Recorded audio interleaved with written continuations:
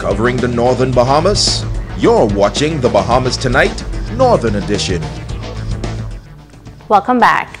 This Sunday will be recognized as World Earth Day. Here in the Bahamas National Trust decided to celebrate in a unique way by introducing National Parks Day to be implemented on Saturday, April 21st. The event will take place on 7 different islands at 10 different parks. Grand Bahama Parks manager Ellsworth Ware says that the Bahamas National Trust aims to encourage more Bahamians to start enjoying their national parks and to taking advantage of what they offer. He hopes that on this National Parks Day, residents would come out to experience the Lucayan National Park. We will be celebrating from 9 a.m. to 1 p.m. and there will be a range of activities from guided tours to snake handling demonstrations, art sessions for adults and for kids, beach activities like kite flying and a lime and spoon race, and also even Renew Day Spa will have massage sessions. Okay, so we're very excited. We're hoping that persons will come in. Everything is free, so all of the activities are free. Park admission is free. There are currently 3 protected areas on Grand Bahama. Ware says it is important to continue to protect these sites for future generations and for the benefits they offer to the environment. For example, he notes that the Lucayan National Park has the last intact creek system on the southern shore of the island. All of the others have been developed. Okay, so it's a fully functioning creek system producing all kinds of marine life that eventually go out and populate the fishing grounds, okay, and keep the reefs healthy. We're even seeing parrotfish come out of there. So it's very important that that creek is protected. And along with that, Lucayan National Park, you have Ben's Cave and the Burial Mound Cave, which show examples of the healthy water table. You can glimpse into it. If you were to taste the water, it's very fresh. So these are important areas to protect because they actually provide services for us. We get our water from that area. The Rand Nature Center is the headquarters for the park system on the island. On property is a mini museum and library. They also house rescued animals, including a Bahamian boa constrictor, Abaco boa constrictor, a peacock, and a hawk. He notes that all protected areas offer educational benefits. And you can go from zone to zone and teach kids, about nature. So at Lucayan National Park, like I mentioned, you have the pine forest. And then as you start heading towards the beach, you go into the rocky coppice where there's a different type of vegetation. Then there's the wetlands with the mangroves, and then the sandy coppice with the coastal trees like the cocoa plums and the sea grapes, bay lavender.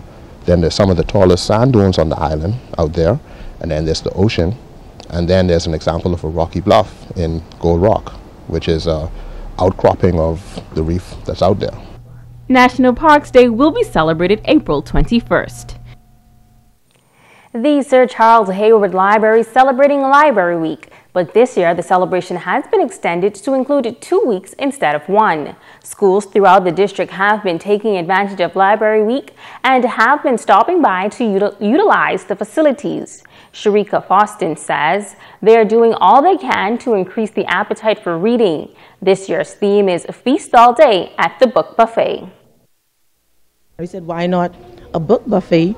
Because we have so many genres of books that some children never even venture to read. So I decided to have the book buffet where they can select from, I actually make the selection and they just go and choose from those books that we have.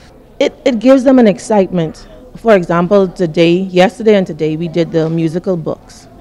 And the children had such a good time, and even the ones that's here with us now, because they're even getting a taste of different books.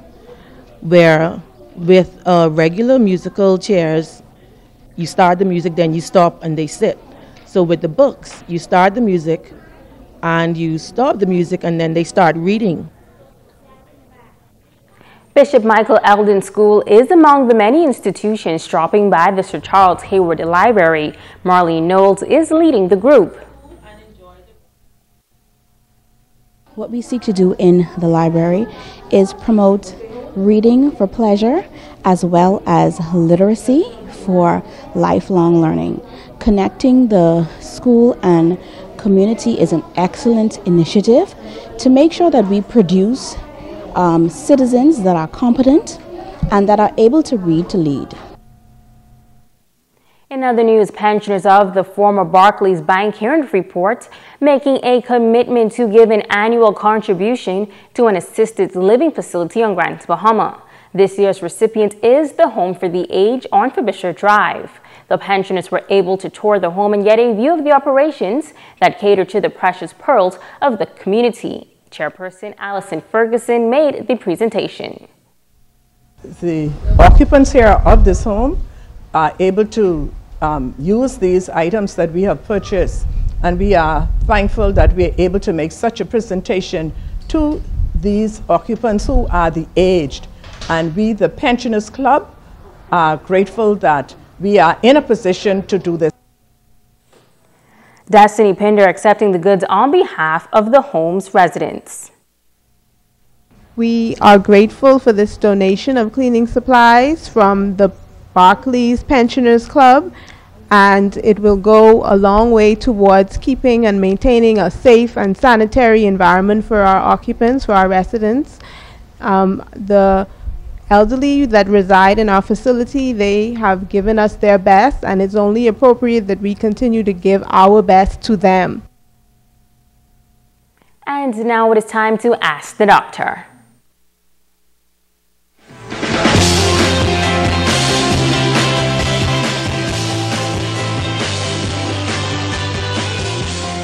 Hi and welcome. Kara asked, Dr. Pratt, recently I've been experiencing chest pain and I've been coughing up yellow-green mucus.